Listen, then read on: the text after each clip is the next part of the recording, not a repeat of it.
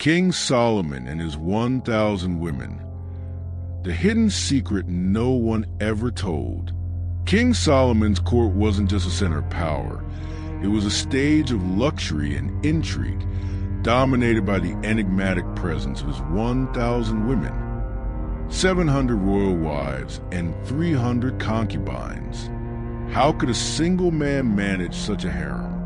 The hidden secret behind this coexistence went far beyond mere pleasure, revealing a complex web of power and daily rituals.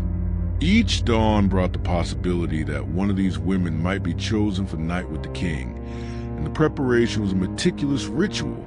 Perfumed baths, exotic oil massages of myrrh and aloes, and hair often braided with gold threads, all receiving special care. Nights in the palace were a spectacle of hypnotizing dances, baths with rare oils, and carefully selected jewels meant to seduce. The competition among these women wasn't just for affection. It was a strategic power play in an environment as grand as it was secretive. The Temple of Solomon, an architectural marvel built on Mount Moriah in Jerusalem, radiated the king's power and devotion. Its golden walls reflected the sunlight, symbolizing a fortune that today would be worth billions of dollars. The construction demanded the tireless work of over 180,000 men for 7 years, moving colossal stones and cedars from Lebanon under the mastery of Phoenician artisans. Every detail was a testament to the kingdom's grandeur. The temple's interior was entirely covered in gold, leaving no space unadorned by the precious metals gleam. Cherubs carved from olive wood, bathed in gold, guarded the Holy of Holies, a place of profound mystery and reverence. The imposing columns, Jachin and Boaz at the entrance, represented the strength and stability of Solomon's kingdom. Inside the Holy of Holies, a 10-meter cube, resided the Ark of the Covenant. Only the high priest, once a year on the Day of Atonement, was permitted to enter this sacred space, where the aroma of incense and cedar created a unique atmosphere. To ensure the continuity of divine service, Solomon implemented an innovative system. 24 divisions of priests rotated to keep the temple's operations uninterrupted. Behind all the magnificence of Solomon's temple and palace, there was a bustling city in operation. Bakers prepared the showbread with secret recipes, while perfumers blended sacred fragrances, formulas guarded as zealously as the temple's treasures. But the deepest hidden secret lay with Solomon himself and his control over the supernatural.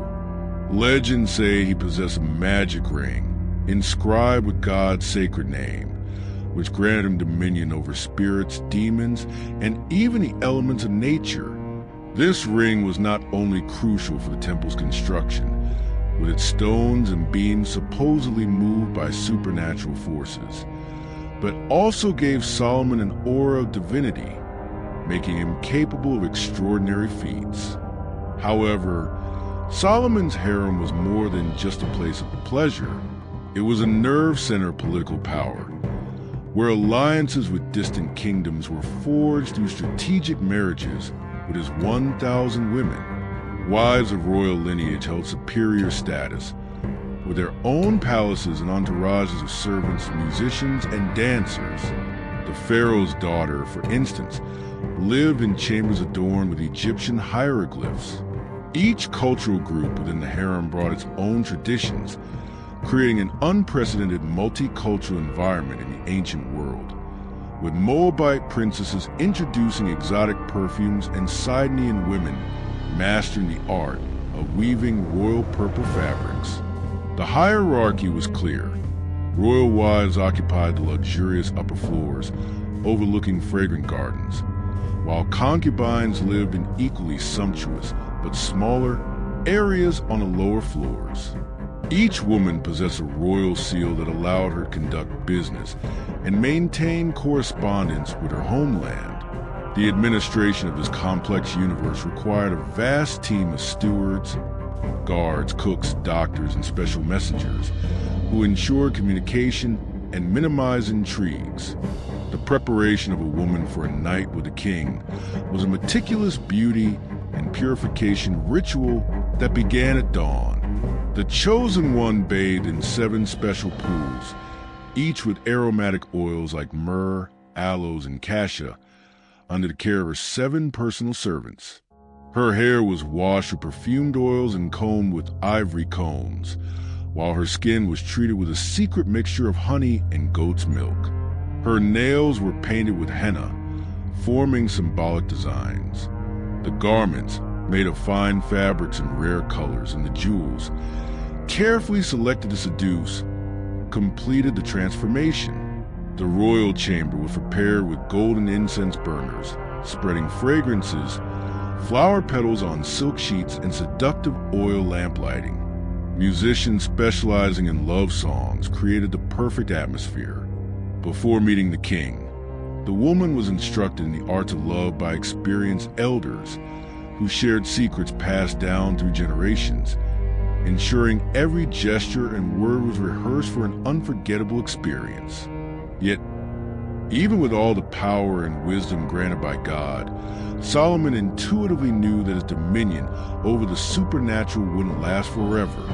He understood that power was a divine gift to be used with humility.